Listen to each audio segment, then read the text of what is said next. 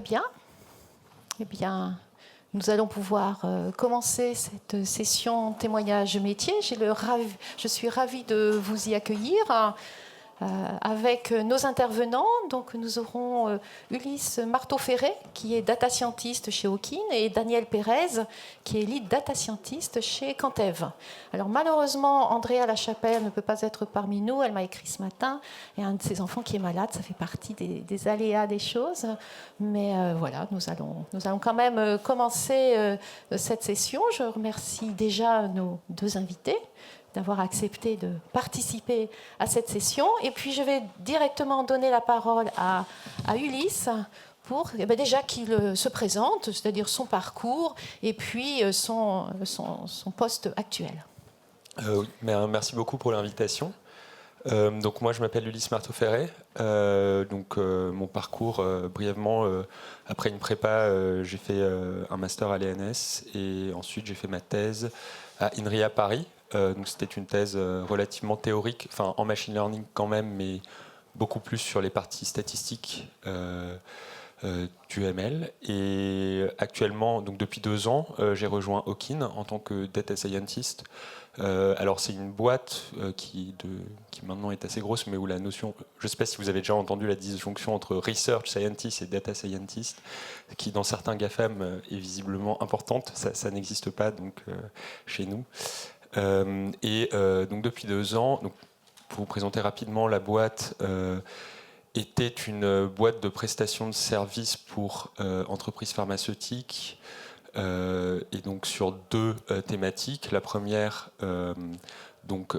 pour la recherche de cibles thérapeutiques, c'est essentiellement identifier des gènes à actionner par des molécules pour guérir certaines pathologies. Et la deuxième prérogative de la boîte était d'optimiser des essais cliniques, c'est-à-dire trouver, en gros, étant donné un médicament, la meilleure cohorte de patients pour laquelle le médicament pouvait fonctionner, en gros. Et depuis quelques années, en fait, la boîte se transforme en biotech. Donc, l'objectif, c'est de développer des médicaments nous-mêmes. Et donc, fort de ces... Quelque part, on a déjà 2 briques et on essaye de construire les autres. Et moi, spécifiquement chez Hawkin, j'ai pas mal travaillé sur des projets exploratoires parce que les données biologiques, globalement, c'est assez compliqué à gérer. Il y a beaucoup de bruit. Il y en a peu, souvent.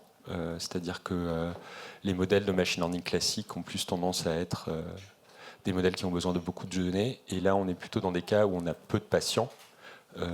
Et du coup, tout ça nécessite un traitement spécifique. Et voilà, si vous voulez en savoir plus sur ce que je fais, on pourra faire ça pendant les questions. Mais en gros, je fais de la recherche sur les modèles là-dessus. Okay. Alors finalement, pourquoi avoir choisi cette entreprise ? Alors, en sortie de thèse, j'avais quelques contraintes personnelles qui faisaient que je voulais plutôt rester à Paris. Et donc dans ce cas-là, 2 possibilités s'offraient à moi, le postdoc ou partir dans l'entreprise. Et je savais aussi que je voulais travailler de façon plus transdisciplinaire. En gros, je voulais faire de la biologie aussi. Et j'ai eu 2 choix, un postdoc et ça, et j'ai choisi Hawkin parce que alors pour 2 raisons, pour une question financière et pour une question aussi de complexité des sujets qui étaient abordés. En gros, le postdoc que j'avais trouvé était assez ciblé. C'était une équipe de recherche classique et donc qui était quelque part spécialisée dans un sujet. Ce qui est à la fois très chouette parce que du coup tout le monde est un expert et en même temps dans une boîte c'est souvent un peu plus flou, notamment une boîte un peu en croissance comme l'était Hawkin à l'époque et du coup en fait il y avait plus de choses à faire quelque part, donc le poste était un peu plus attirant mais c'était léger. Et donc, finalement, dans les maths que tu as faites dans ton cursus, qu'est-ce qui te sert ? Alors, honnêtement, ça dépend. J'ai fait des maths très théoriques, donc je dirais la plupart quand même.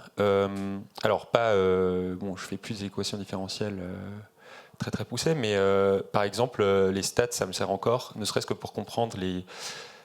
En fait, pour avoir vite fait des ordres de grandeur de ce qui va marcher, ce qui ne va pas marcher. C'est assez important d'avoir des bonnes notions de statistiques. Et pour comprendre pourquoi quelque chose ne marche pas, c'est aussi important d'avoir des bonnes notions de statistiques. Les modèles qu'on manipule, quand on veut aller comprendre comment ils fonctionnent, on est obligé de...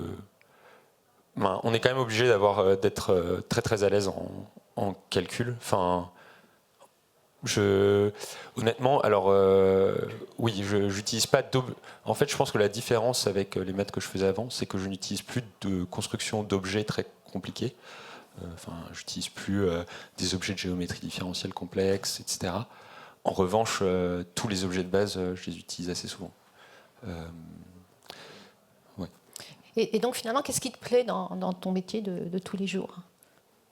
Honnêtement, c'est assez... le champ des possibles est assez grand. Et en même temps, il y a quand même pas mal de contraintes réelles. Et ça, moi, je trouve ça agréable de travailler sous contrainte. Il y a des gens peut-être qui n'aiment pas trop ça.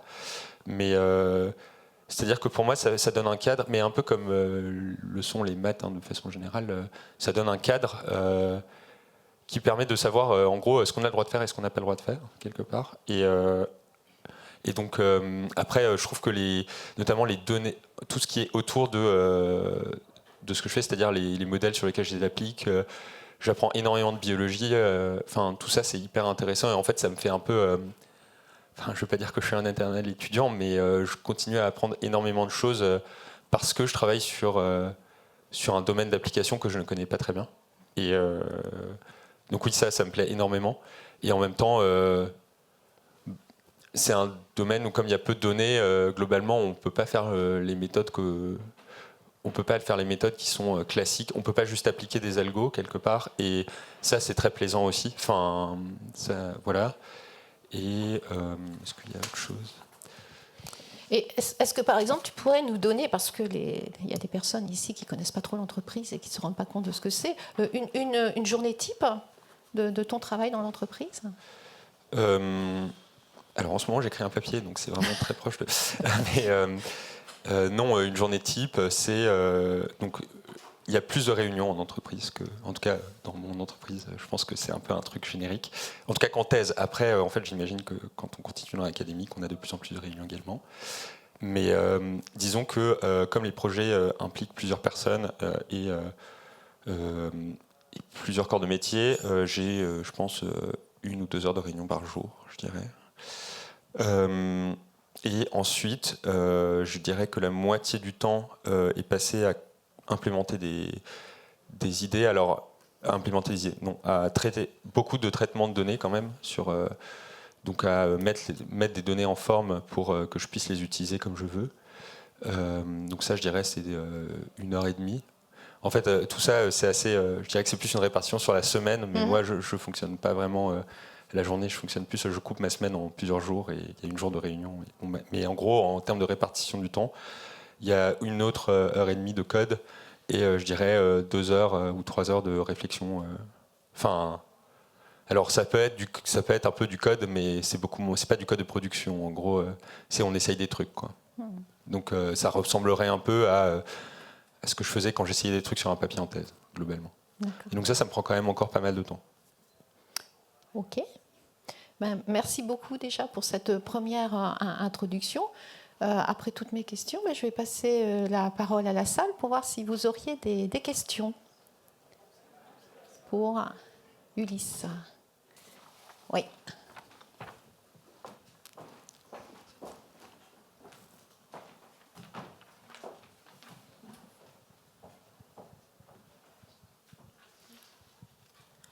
Bonjour, ce serait pour savoir, pour votre master, vous avez fait un master ENS, mais concrètement, vous avez quoi comme matière alors, en gros, le master, il y a une première... le M1 est très générique. Enfin, moi, j'ai fait des maths fonda...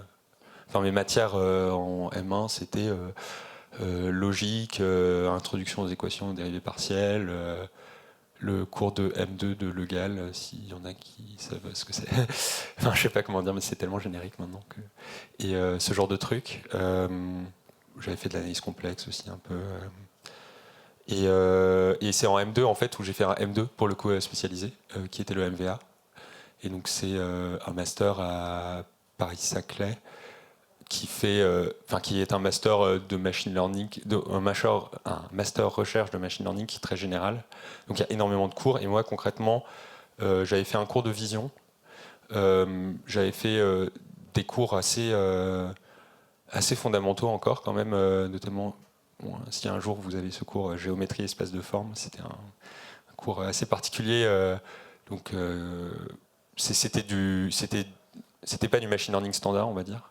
J'ai fait peu de cours de machine learning standard. J'ai fait du transport optimal un peu en master. Et j'avoue, je me rappelle plus très bien. Mais en gros, c'est des cours de machine learning plus ou moins appliqués. Il y a un large spectre. Et moi, j'avais plutôt pris du théorique quand même. Mais du coup, ça veut dire que vous n'aviez aucune notion de tout ce qui est biomédical vu que vous travaillez Non, aucune. Okay. Ouais. Et même après la thèse. D'accord, merci. C'était une volonté de changement, justement. Enfin, pour varier un peu. Okay. Merci. D'autres questions? Oui.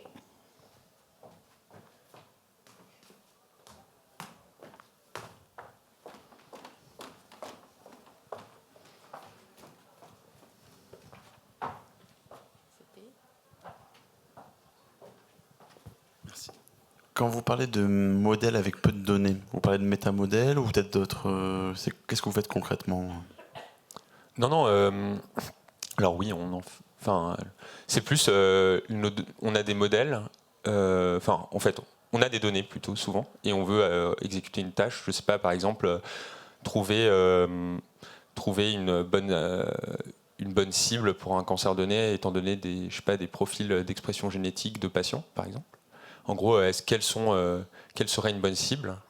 Et ce qu'on a comme information, c'est ces données génétiques et si elle a survécu ou pas à horizon 10 ans. Et en gros, souvent, il y a 500 patients, quoi. Donc, en gros, on peut faire des modèles compliqués, mais souvent, il faut les épurer énormément. Et donc, il faut les décomposer pas mal. Donc, par exemple, les modèles les plus simples, c'est les modèles linéaires. Et souvent, c'est ce qui marche le mieux. Mais le problème, c'est que ça ne transfère pas toujours très bien. Par exemple, si on essaye sur une nouvelle cohorte de patients qui viennent d'un endroit différent, ça ne marche pas toujours. Et ça, il faut trouver une manière de faire en sorte que ça marche. C'est plutôt sur ça qu'on bosse, en fait. Sur la validation, je dirais. Et donc concrètement, comment vous faites votre modèle ou comment vous essayez de le conditionner, c'est ça? En fait, vous me dites. Oui, on peut essayer de le conditionner sur plusieurs choses. Ce qu'on fait souvent, c'est qu'on prend des modèles préentraînés sur.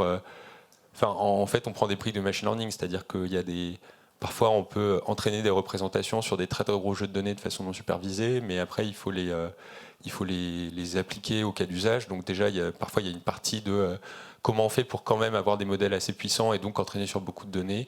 Et puis après, comment on les spécifie avec du few-shot learning, par exemple. Il y a des techniques pour ça, mais ça dépend vraiment des cas, en fait. Et souvent, c'est quand même beaucoup des stats. C'est pas forcément du machine learning. On a beaucoup de modèles design, par exemple, des trucs où il y a beaucoup de conditions, où il y a un graphe de causalité assez clair. Souvent, en fait, il faut faire des modèles de chaîne de Markov. Il faut faire des trucs, on va dire, plus classiques. Mais donc voilà, ça dépend vraiment du cas, mais en gros, ça va être ce genre d'outil. Ok. Merci beaucoup. Une dernière question à Ulysse avant que nous continuions. Oui? Est-ce qu'il y a quelque chose dans la vie académique qui vous manque? Je dirais deux choses. Je trouve que quand même... moi, je viens d'un milieu de maths fonda, donc construire des objets, je trouve ça très chouette. Et ça, pour le coup, je le fais pas. Et même si, en informatique, on peut trouver des choses qui s'en rapprochent dans du object-oriented programming, mais c'est pas... Bon, voilà. Et c'est aussi parfois le temps... oui, le temps pour faire le temps d'exploration pour commencer un projet. Je dirais qu'on est plus vite contraint dans l'entreprise, quand même. Ok, merci. Moi, peut-être encore une question. Donc, tu as dit que tu étais passé de la partie... Enfin, tu faisais des maths et puis tu as voulu faire de la biologie. Ça a été difficile de se mettre à la bio? Non, parce que je l'ai fait en partant... Parce qu'on n'attendait pas de moi que je sois un expert en biologie quand j'ai commencé mon métier. On attendait de moi que je sois en gros un matheux qui sache discuter avec des biologistes. C'est pas tout à fait pareil. Et donc en fait, c'est assez. Non, franchement, ça n'a pas été dur. Et puis je le voulais, donc quelque part. Enfin, j'étais là pour ça aussi, quoi. Ok, très bien, merci beaucoup. Maintenant, nous allons passer à notre deuxième intervenant, donc Daniel Pérez. Je te laisse te présenter. Oui, donc de mon côté, j'ai un parcours assez particulier, je dirais. En gros, j'ai fait le début de mes études au Canada. Donc c'est là où j'ai fini l'équivalent de la licence, en gros, et je suis arrivé à Paris pour une année Erasmus. Et du coup, après, j'ai continué en master. Donc là, du coup, je suis rentré dans le cadre normal des masters en France. Donc à l'époque, j'étais en physique. Donc j'ai fait un premier M1 en physique des particules. Et puis, est rendu la fin du M1 et je me rends compte, finalement, en fait, moi, ce qui me plaît dans la physique des particules, c'est vraiment les maths. Donc, du coup, j'ai fait un switch et j'ai commencé à travailler. J'ai commencé à faire un master en mathématiques, donc à Orsay, pour ceux qui connaissent. Et du coup, voilà. Donc, après le M2, j'ai fait une thèse donc, à l'ENS. Et c'était une thèse dont le sujet était assez théorique. Mais bon, pour ceux qui connaissent un peu, c'est l'homologie persistante. Voilà. Je sais que ça commence à devenir un peu à la mode maintenant, mais bon. Donc du coup, à l'époque, j'ai fait une thèse donc, dans ce sujet-là. Alors, il y a des aspects du sujet qui sont quand même maintenant rendus très... quand même très pratique, même très. C'est de l'implémentation, des choses vraiment. On côtoie vraiment les données. Moi, à l'époque, je voulais vraiment faire de la théorie, donc en fait, j'étais parti pas dans cette direction-là, quoi. Donc, à la fin de ma thèse, je me suis rendu compte qu'en fait, j'avais plutôt envie de m'orienter vers l'industrie. Tout simplement, donc aussi pour des raisons financières et aussi pour des raisons de stabilité, tout simplement. Et donc, du coup, j'avais aussi envie de rester à Paris, j'étais bien. Et donc, j'ai changé pour aller en industrie. Donc, tout d'abord, dans un premier poste dans une entreprise qui s'appelle EcoAdapt. Donc, EcoAdapt, c'est une entreprise qui fait de la maintenance prédictive sur des machines tournantes. Donc là, vraiment, c'est un contexte très industriel. Alors, il faut savoir que chez EcoAdapt, il y a deux produits. Donc, en gros, il y en a un qui est du comptage énergétique. Donc là, du coup, voilà. Et puis, il y a cette solution de maintenance prédictive dans laquelle j'ai eu l'opportunité de travailler. Donc, en fait, dans ce contexte-là, vu qu'on regarde des machines tournantes électriques, donc en fait, c'est des moteurs électriques à la fin, en fait, c'était pratique d'avoir un certain background en physique. Donc c'était bien d'avoir eu ce parcours-là, d'avoir cette expertise. Mais du coup, voilà, donc ce que j'ai été amené à faire là-bas, c'est vraiment le développement du modèle de maintenance prédictive, essayer de faire en sorte que ça marche mieux, vraiment le développer et trouver des nouvelles méthodes de faire des choses, et notamment, voilà. Donc en fait, c'était vraiment... C'était particulier comme expérience, je dirais, parce que il y avait un côté vraiment analyse du signal. Donc vraiment, c'était des maths, pour le coup, qui était un peu à la frontière de ce qui est connu, parce qu'on avait envie de faire des trucs un peu... En gros, il fallait un peu jouer avec le principe d'incertitude et essayer de faire en sorte qu'on puisse le violer, quoi. Mais en fait, pour faire ça, il faut avoir un a priori. Et donc du coup, il y avait des travaux qui vont dans cette direction-là, et donc j'ai pu implémenter donc ces travaux-là, les étudier. Voilà. Donc de manière générale, je dirais que mon passage chez EcoAdapt, c'était très... il y avait un aspect vraiment théorique à la chose. Il fallait comprendre un peu ce qui s'est passé du côté des mathématiques. Et aussi en fait du côté ingénierie plus moteur électrique et tout. Donc en fait c'était vraiment, ça touchait vraiment à un tas de disciplines, donc c'était très bien. Et donc suite à ça, il est arrivé un moment où ce qu'il fallait faire chez EcoAdapt, en fait c'était un peu une fois que on avait commencé à développer ce genre de modèle et tout, j'avais eu l'impression que j'avais un peu apporté ma contribution à ma pierre à l'édifice, si on veut. Et du coup, il est arrivé. J'ai découvert une autre opportunité dans une autre entreprise qui s'appelle Contev. Donc c'est là où je suis en ce moment. Donc, en gros, c'était assez particulier parce que chez EcoAdapt, finalement, quand on regarde le problème de la maintenance prédictive, c'est vous essayez de trouver des outliers, en gros, dans des séries temporelles. Donc voilà, c'est le problème mathématique abstrait, c'est trouver des outliers. Et donc chez Contev, à l'époque, ils cherchaient des gens pour travailler dans la détection de fraude. Et donc tout de suite, ça m'a interpellé. Et notamment parce que ça faisait un peu allusion à un champ d'intérêt que j'ai développé chez EcoAdapt, qui était justement le fait de trouver ces outliers-là, mais dans un domaine complètement différent. Donc j'avais l'impression que c'était pertinent en fait que je fasse la transition pour voir un peu ce qui se faisait ailleurs, d'une part, et d'autre part, donc il y avait une grosse composante de curiosité intellectuelle. Et puis, donc voilà, donc j'ai fait le basculement chez Contev. Donc là, Contev, c'est une entreprise, en gros, qui fait de l'IA pour les assurances santé. Donc nos clients, c'est des assureurs. Et notre objectif, en fait, c'est de les aider dans les traitements de leurs données afin de, donc, notamment, faire de la détection de fraude. Donc c'est le département dans lequel je travaille. Mais aussi faire de la gestion de demandes de remboursement. Donc en gros, ce que je vais te dire, c'est vous, quand vous faites une demande d'un remboursement à votre assureur, vous devez donc télécharger un tas de documents sur le cloud. Et par la suite, en fait, l'assureur, il doit traiter ces documents-là. Sauf que vous vous imaginez, ils reçoivent des milliers et des milliers de demandes de remboursement par jour. Et donc, il faut essayer de faire en sorte d'automatiser ce traitement le plus possible, notamment parce que ce qu'ils ont, c'est pas nécessairement des données structurées, mais c'est vraiment juste des PDF. Donc vraiment des images, et à partir de ces images-là, il faut leur donner les informations qu'ils cherchent. Donc en fait, c'est ça que fait Contev. Donc il y a une composante de détection de fraude et il y a une composante plus sur comment on fait pour traiter les demandes de remboursement de manière rapide et efficace.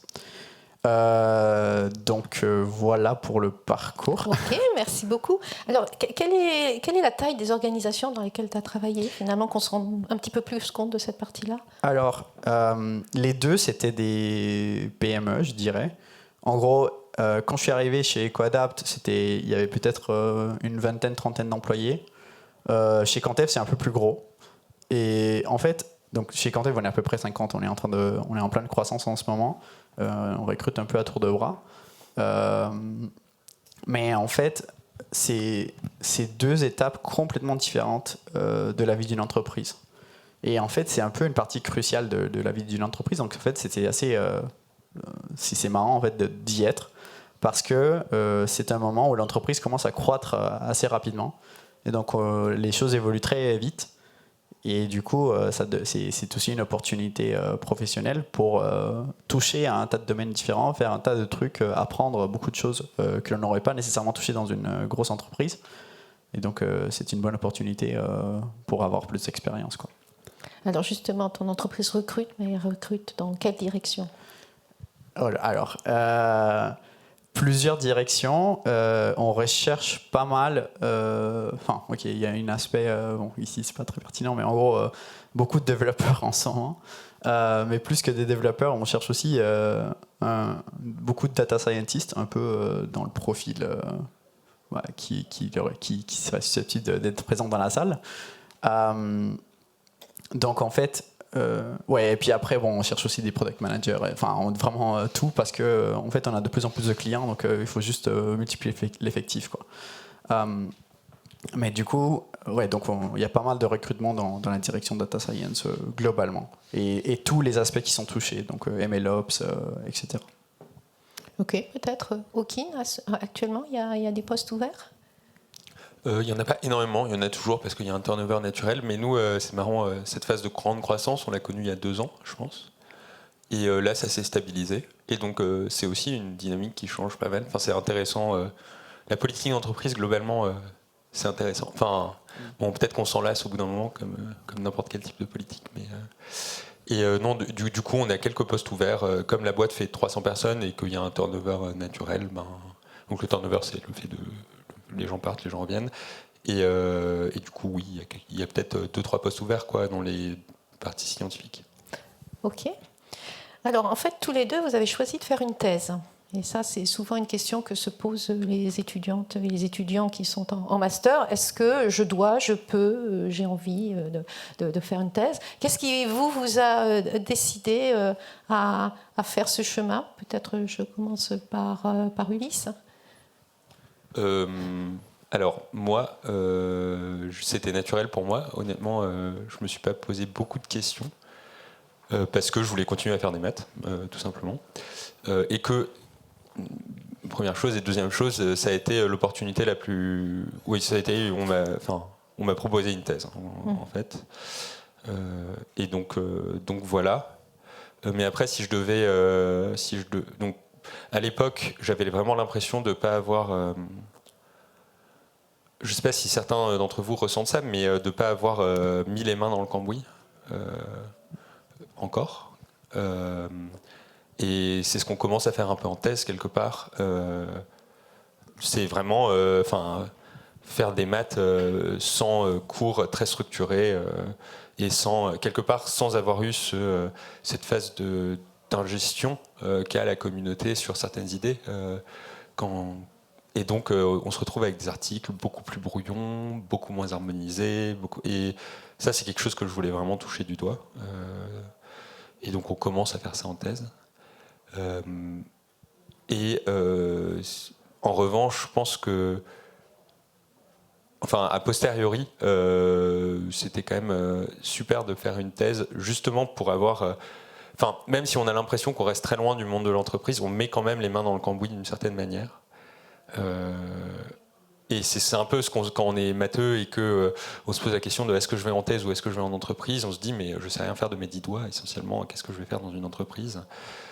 C'est pareil en thèse, on ne sait rien faire de ses 10 doigts et on arrive en thèse et on sait lire des cours et en fait on a une matière qui est complètement différente quand on arrive en thèse, donc je pense qu'il y a finalement quelque chose d'assez similaire et du coup l'expérience d'arriver en entreprise et de rien comprendre à pas mal de trucs est beaucoup moins surprenante ou stressante ou choquante en ayant fait une thèse, en tout cas de mon point de vue. Merci. Alors je vais pas avoir une réponse très originale parce que pour moi aussi, je savais que j'avais envie d'en faire une depuis très longtemps. Donc je me suis pas trop posé la question non plus. En fait, quelque part pour moi, c'était un peu... j'avais aussi envie de voir ce que c'était de pouvoir faire de la recherche en mathématiques pour de vrai. Et donc, c'était un peu un choix complètement naturel. En regardant, a posteriori, je peux comprendre pourquoi il y a ce questionnement qui est tout à fait en fait normal. Mais voilà, en gros, si vous savez que vous voulez en faire une, et si vous hésitez à en faire une pour des raisons, voilà, si vous avez la curiosité intellectuelle d'en faire une, faites-le parce que franchement, vous avez encore l'âge pour le faire. Donc allez-y quoi. Finalement, je pense pas que vous allez regretter. En tout cas, moi je le regrette pas du tout. Mais il faut se faire confiance quoi. Voilà, exactement. Donc en fait, si vraiment il y a un truc au fond de vous qui vous dit en fait j'ai vraiment envie de faire ça, faut un peu écouter ses instincts, sinon voilà, après c'est plus difficile quoi. Puis sachant que vous perdrez rien à en faire une, vraiment je pense que au pire si ça se passe, vous en tirerez quand même quelque chose et puis c'est pas comme si vous repartiez de zéro en sortant dans le monde de l'entreprise. Ça a quand même une valeur ajoutée d'avoir une thèse qui est de plus en plus reconnue, je pense. Ouais, alors c'est vrai que en France traditionnellement ce fut pas toujours le cas, mais maintenant de plus en plus en fait les boîtes commencent à comprendre un peu l'intérêt d'avoir des thésards dans leur rang, et donc en fait ça commence à être pertinent et notamment en mathématiques, donc on a un peu de la chance finalement de ce côté-là. Si j'avais ajouté un truc en plus, ce serait honnêtement, donc il y a eu une question à un moment donné sur le fait d'utiliser les résultats de sa thèse ou non, ou même juste la thèse en général, dans la vie de tous les jours. Et j'aimerais vraiment rebondir sur ce point parce que, franchement, en fait, la thèse, c'est une période de votre vie où vous allez apprendre comment penser quelque part. Enfin, pas quoi penser, mais juste comment faire pour réfléchir, comment trouver des bonnes stratégies pour attaquer un problème difficile, en fait. Et ça, c'est pas quelque chose de trivial. Et d'avoir ça, en fait, c'est vraiment important, où que vous alliez. Donc, même si vous allez dans le monde de l'entreprise, vous arriverez toujours à faire valoriser ce point qui est de savoir attaquer un problème difficile. Donc en gros, c'est vrai qu'en sortant de thèse, il y a peut-être, donc dans mon cas, c'était le cas parce que j'avais fait un truc très théorique, mais ce que j'ai vendu finalement aux entreprises, l'argument vraiment d'attaque, et en fait le truc qui les intéresse, c'est cet aspect de pouvoir avoir cette capacité à prendre un problème difficile et pouvoir l'attaquer, en fait, le casser en quelque sorte, de sorte à ce que soit il y a une solution derrière, soit il y a des pistes de solutions qu'ils pourront chercher ensuite. Et c'est ça en fait la valeur ajoutée d'une thèse qui est un peu, c'est un peu abstrait, mais en fait pour moi fondamentalement c'est ça que vous allez vraiment gagner entre guillemets. C'est pas tellement les connaissances super poussées dans un domaine particulier, quoique si vous faites un truc en statistique ça peut être très utile. Mais même si vous faites des choses vraiment, vraiment théoriques, cette manière de penser, en fait, ça vous donne une sorte de charpente qui est très intéressante derrière pour la vie en général, quoi. Voilà. Alors là, on a parlé finalement de tout ce que vos études vous ont apporté, mais peut-être qu'il y a des points qui vous ont manqué, ou quand vous vous êtes retrouvé en entreprise, vous vous êtes dit, il y a quelque chose qui me manque, j'aurais dû me former, ou j'aurais dû apprendre quelque chose en plus. Peut-être une expérience à partager, l'un ou l'autre. De mon côté, je pense que... Franchement, oui, mais ça va être toujours le cas, en fait. J'ai l'impression que... et en particulier parce que j'ai aussi changé de sujet. Donc, dans le sens où... dans les entreprises que j'ai faites, c'est... Bon, le problème abstrait est le même, c'est-à-dire, à la fin, ça va être de la détection d'outliers. Très bien. Mais en fait, le contexte lui-même change complètement la nature du problème. Et donc, dans ce contexte-là, oui, c'est clair qu'on aurait aimé être formé aux problèmes spécifiques que l'on traite au moment où on le traite. Mais, je pense que c'est impossible de tout savoir à un moment donné aussi. Ouais. Quoi, donc, Ulysse, éventuellement ? Oui, moi je suis assez d'accord sur le fait que, quelque part, le domaine d'application... Oui, l'avantage d'avoir fait des maths c'est qu'on peut toucher à tout, donc c'est un peu, ça n'a pas de sens de se dire qu'on aurait aimé être formé dans tous les trucs spécifiques auxquels on va toucher. En revanche, moi, alors c'est personnel et ça dépend des gens aussi de comment ils font leur thèse. Moi, j'ai fait une thèse où j'ai écrit des articles seul avec mes directeurs. En gros, aujourd'hui, je suis amené à travailler avec pas mal de monde. Et je pense que c'est peut-être le seul truc en tout cas, j'avais aucun automatisme. C'est mon mode de travail par défaut, ça reste tout seul. Et parfois, je me dis qu'il aurait fallu être formé à un moment à la collaboration, que ce soit scientifique ou même, à la collaboration. À des choses un peu plus avec des grands groupes, quoi. 5 ou 6, c'est pas immense, mais en fait, faire des sciences à 5 ou 6, c'est pas du tout pareil qu'en faire tout seul. Donc je pense que ça m'a manqué, mais je suis conscient que c'est aussi peut-être lié à mon contexte de thèse. Donc, on a parlé finalement de votre parcours, de là où vous en êtes, de votre poste. Et puis je dirais, comment maintenant voyez-vous votre... évolution dans l'entreprise. Je peux peut-être commencer ici. Donc, pour moi, donc là, chez Contev, ça fait pas si longtemps que je suis là, donc c'est assez récent en fait. Donc pour l'instant, en fait, c'est encore un peu la période où il y a pas mal de choses à encore découvrir, je dirais. Donc un peu le domaine et tout, même si franchement j'ai l'impression que c'est passé assez vite. Mais dans le futur, je crois que j'aimerais évoluer en fait, vraiment. En fait, c'est un peu par rapport à ce que disait Ulysse tout à l'heure.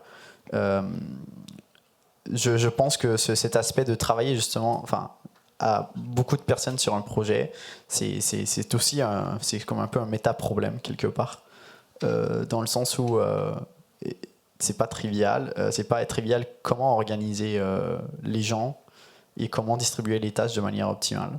Et en fait, ça, c'est quelque chose qui m'intéresse. Donc, en fait, l'évolution que je cherche, c'est plus du côté un peu management, je dirais. Même si je pense que personnellement, il y aurait un moment où ça serait trop. Et je veux quand même rester un peu dans un niveau où j'ai quand même accès à un peu la technique.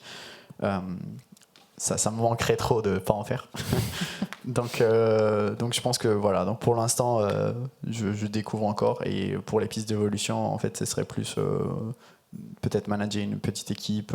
Et puis après, on verra. Je sais pas. Ulysse? Alors je pense que, un peu comme toi, on est dans des boîtes qui sont amenées à évoluer aussi dans ce qu'elles font. Et donc quelque part, oui, moi les évolutions naturelles sont aussi liées aux évolutions de la boîte. En fait, quand on est sur un projet, ce projet va déboucher sur d'autres projets. Par exemple, je sais pas, si on arrive à identifier telle ou telle cible, ensuite on va travailler sur la cible, on va porter le projet un peu plus loin et un peu plus loin. Donc il y a ce genre de truc. Et souvent c'est de plus en plus compliqué. Enfin. En tout cas, oui, effectivement, moi, ce qui m'intéresse aussi, c'est justement ce côté où, au fur et à mesure en fait, avec le temps, on accumule un peu d'expérience quand même sur la nature de. On est sorti de thèse, on avait une vision théorique, on l'a appliquée à quelque chose, et puis moi, en tout cas, jusqu'à très récemment, j'avais pas l'impression d'avoir l'expérience nécessaire pour déterminer des directions de recherche ou d'application dans ce que je faisais. Là, ça commence à être de plus en plus le cas et je trouve ça assez intéressant de se dire, ok, maintenant qu'on a accumulé de l'expérience, compris certains sous-problèmes et identifié des trucs qu'on ne faisait pas avant, après de les porter et de se dire, ok, il faudrait qu'on fasse ça après. Et donc oui, moi c'est un peu ce genre de truc, donc de gérer des projets scientifiques tout en gardant quand même, je pense que je suis un peu pareil, mais j'ai besoin de garder les mains dedans pour l'instant, en tout cas une partie du temps. Et puis de former les gens, c'est assez intéressant aussi. Maintenant ça commence à... ça fait que 2 ans que je suis là, mais les gens arrivent au fur et à mesure et en fait cet aspect-là prend de plus en plus de temps et c'est très intéressant aussi, je trouve. Alors tout à l'heure, tu disais qu'il y avait data scientist et research data scientist. Est-ce que tu pourrais nous éclairer sur les différences ? C'est une distinction de. La raison pour laquelle j'en parlais, c'est que les gens qui travaillent dans des GAFAM notamment font cette distinction. En gros, un research scientist fait partie des équipes de recherche dont l'objectif est de publier des papiers. C'est à ça qu'ils sont rémunérés essentiellement. Alors que les data scientists transforment une partie des papiers en produits. En fait, sont au début de la chaîne qui transforme les papiers en produits. Et nous, c'est pas le cas. Donc, en gros, la distinction, d'un point de vue conceptuel, c'est il y en a qui font de la recherche et il y en a qui appliquent des méthodes qui existent déjà. En pratique, nous, on est une trop petite boîte pour avoir cette distinction. Donc, en fait, on fait un peu les deux. C'est-à-dire que si ce qu'on veut faire n'existe pas, on va le développer. Sur ce point, je pense aussi que c'est juste une question de taille de l'entreprise. Et honnêtement, pour avoir une taille critique assez considérable pour arriver à supporter quelqu'un dont le seul travail c'est de faire de la recherche, il faut quand même viser assez grand dans la taille de la boîte. Dans des petites structures, c'est quasiment... vous allez toujours être amené à être beaucoup plus proche en fait de l'implémentation et de ce qui est fait. Mais en fait, derrière, il y a aussi un aspect qui est très sympathique, si j'ose dire, par rapport à cet aspect-là, et c'est que vous allez très vite voir le produit de votre travail. Donc en fait, c'est même un peu à l'opposé de ce qu'on a en thèse, où on peut écrire un papier et derrière on voit pas vraiment, ou en tout cas ça prend beaucoup plus de temps avant qu'on voit vraiment les impacts de ce qu'on fait. En entreprise, en fait, dans l'espace de peut-être, ça dépend ça dépend des produits, mais en l'espace dans mon expérience 6 mois, vous allez voir en fait un peu votre bébé intellectuel faire quelque chose. Donc c'est assez agréable parce qu'on voit immédiatement les produits de son travail. Et puis même si c'est pas utilisé en prod, en fait, ça peut être repris par d'autres gens. Enfin, en tout cas, c'est juste que. Alors après, c'est le cas aussi en recherche quand il y a d'autres personnes qui étudient notre travail, hein, mais il y a un côté vraiment direct où les gens avec qui vous êtes tous les jours vont utiliser votre travail assez vite, en fait. Alors c'est vrai que j'avais posé la question à Ulysse tout à l'heure, mais Daniel, je ne l'ai pas posé. Quelle est ta journée type, hein? Alors, comme l'a dit Ulysse, je passe pas mal de temps en réunion ces jours-ci, mais c'est plus dû à un artefact du fait qu'on a un nouveau client qui vient d'arriver. Et donc en fait, il faut un peu voir les détails de comment ils s'organisent et tout. Donc en fait, ça prend pas mal de temps. Juste en termes de temps de réunion avec le client, donc il y a un peu ça. Mais sinon, en fait, il y a un peu un aspect, en termes de répartition du temps, c'est assez difficile. Bon, je dirais, il y a à peu près un quart de la journée qui est consacré aux réunions, en gros, en ce moment. Peut-être un tiers, ça dépend des semaines. Ensuite de ça, il y a une partie du temps où là, je fais le développement d'un produit, en fait, carrément. Et donc, ça prend le reste de mon temps. Et donc, dans le 3/4, 2/3, si on divise, si on segmente encore, en fait, il y a une partie qui est simplement chercher des idées. Donc, c'est le développement de quelque chose de nouveau. Donc, dans ce contexte-là, il y a une partie qui est qui est juste de la recherche en fait sur ce qui existe déjà. Donc ça prend une certaine quantité de temps incompressible. Mais bon, cette phase, on l'a déjà un peu passée. Et puis ensuite, il y a une autre phase qui est donc ce que disait Ulysse. Donc on teste en fait simplement, on teste des choses. Est-ce que ça marche, est-ce que ça marche pas. C'est souvent en fait, c'est une mini critique. Quand vous allez lire des papiers un peu d'ingénierie, en fait, c'est-à-dire des modèles qui sont appliqués, ce genre de choses, vous allez très vite vous apercevoir dans la vraie vie, dans le monde de l'entreprise, qu'en fait vous allez reprendre un modèle et dans le papier ça va vous dire ouais c'est incroyable, ça a marché, tout marche très bien, et vous allez le tester et ça marche pas du tout sur vos données. Et donc là la question c'est comment on fait pour que ça marche. Et donc, souvent, il y a des choses qu'on peut faire. Donc, on s'amuse un peu à essayer de corriger, pour que ça marche sur les données que vous avez. Donc voilà, il y a un peu de temps d'exploration comme ça. Et puis, tout simplement, et après, il y a une partie, dans mon cas, en tout cas, qui est OK, il faut donner ça à quelqu'un qui puisse coder. Donc, en fait, il faut que vous produisiez un code qui est pas trop, qui est fonctionnel et propre. Et donc il y a une partie de temps qui est consacrée à ça aussi. Voilà. Ok. Alors on a parlé de ce que vous faisiez, mais on n'a pas parlé du temps de travail et des modalités de travail. Ça se passe comment pour l'un ou pour l'autre, Ulysse? Alors il y a la théorie et la pratique. En théorie, donc moi mes modalités de travail c'est très flexible. Il y a un bureau à Paris et en gros je choisis pas forcément à l'avance quand je télétravaille et quand je travaille au bureau. Il n'y a pas de limite, ni dans un sens ni dans l'autre, sauf qu'en pratique, en tout cas c'est personnel, mais je le constate chez beaucoup de collègues, en fait, c'est quand même mieux, notamment dans des projets à plusieurs, d'y aller. Donc la plupart du temps, il y a au moins une journée d'équipe par semaine, etc. Enfin, voilà. Sur le temps de travail,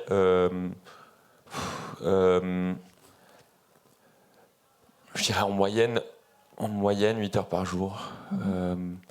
Mais bon, après, avec cette flexibilité vient aussi le contrepoint de ça qui est qu'on peut un peu s'organiser comme on veut. Et puis, du coup, il y a des jours où je travaille moins et des jours où je travaille beaucoup plus. Globalement, je trouve quand même que par rapport à la thèse, mais qui est aussi un moment particulier, je travaille peut-être, je ne sais pas si je travaille plus ou moins, mais je travaille de manière plus régulière, assez clairement. Après, c'est aussi lié, moi j'ai fait une thèse en machine learning où il y a des conférences très souvent et où du coup il y a des rushs pour ces conférences, ce qui n'est pas forcément un modèle appliqué du tout partout. Globalement, j'ai l'impression de plus pouvoir déconnecter. Mais... D'accord. Daniel? De mon côté, en fait, bon, il y a 2 cas de figure à expliquer. Donc, il y a le cadre chez mon ancien employeur et l'actuel.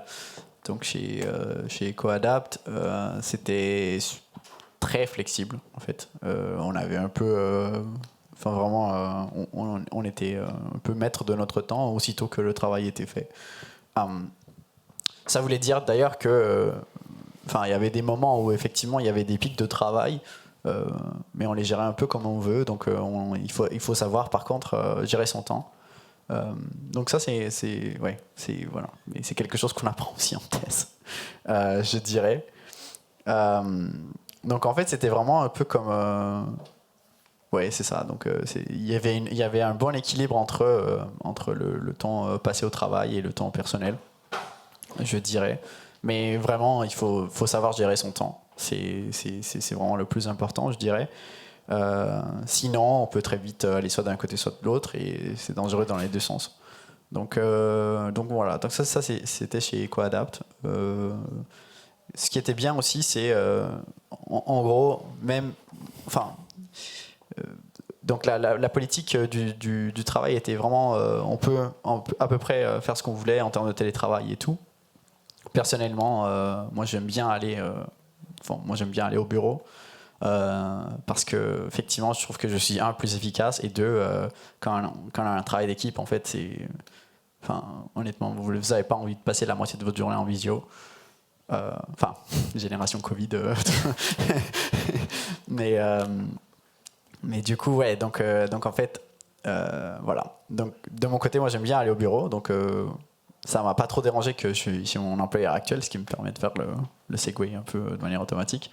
En gros, on a 2 journées où on est tous obligés d'être là par semaine. Et donc, quelque part, c'est bien parce qu'on les connaît d'avance. Donc, on peut structurer quand même sa vie autour.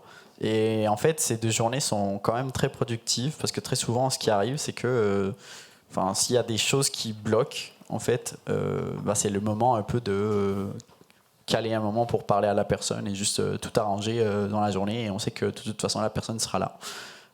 Donc c'est bien d'avoir ces genres de journées-là.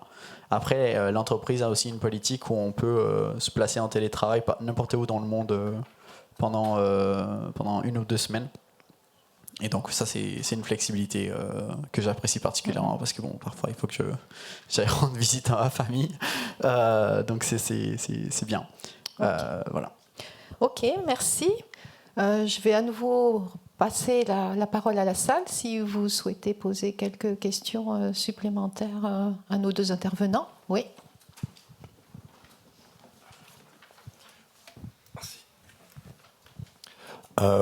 Vous 2, vous avez des thèses du coup, mais par exemple parmi vos collègues, est-ce que c'est plutôt une minorité, majorité qui ont des thèses ?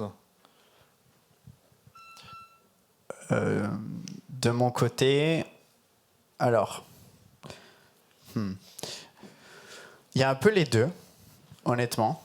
En termes de proportion, dans ma boîte actuelle, il y en a moins. Enfin, il y a moins de thésards que dans mon ancienne boîte.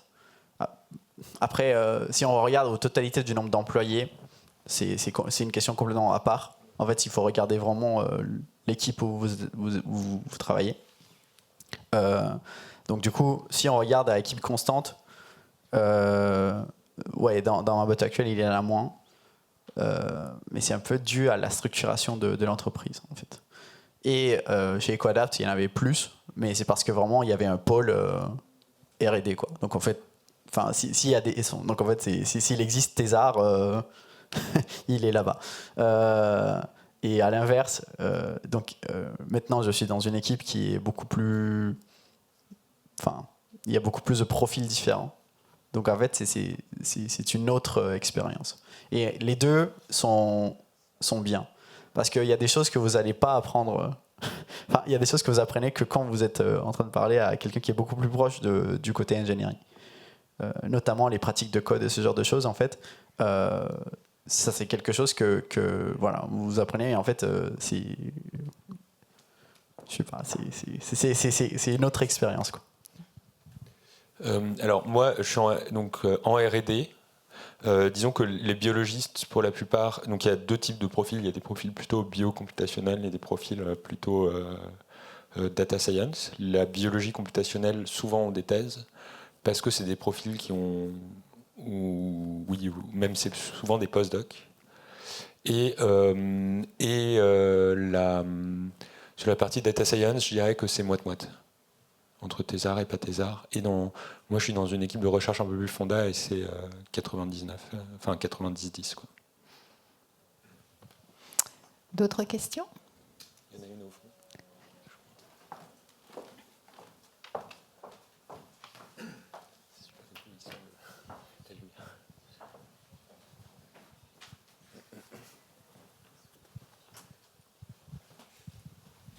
Bonjour, merci d'avoir répondu à nos questions. En fait, on a une question concernant les langages informatiques dont vous utilisez dans votre travail, parce que, on va dire, il y a plusieurs langages, les langages à privilégier, notamment pour la data science.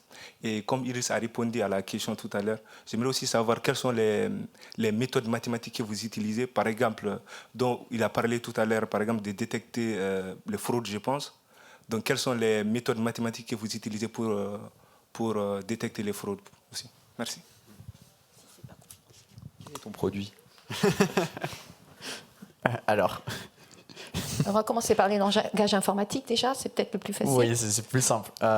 Donc en fait, pour moi, c'est très facile. En gros, si vous faites un peu de la data, ça va être Python, quasiment instantanément.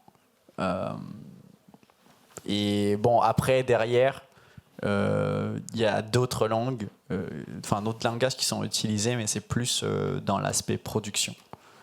Donc, typiquement, nous, en fait, notre produit, donc, vu que c'est du software à la fin, et donc, en fait, il y a pas mal de langages qui sont utilisés, mais en tant que data scientist, vous n'allez pas nécessairement toucher à tous les langages. Donc, en gros, en se limitant au cadre d'être data scientist ou quelque chose comme ça, Python est c'est automatiquement, vous allez avoir besoin de Python. C'est sûr. Et autrement, voilà. Après, si vous faites quelque chose qui est beaucoup plus appliqué, ça dépend.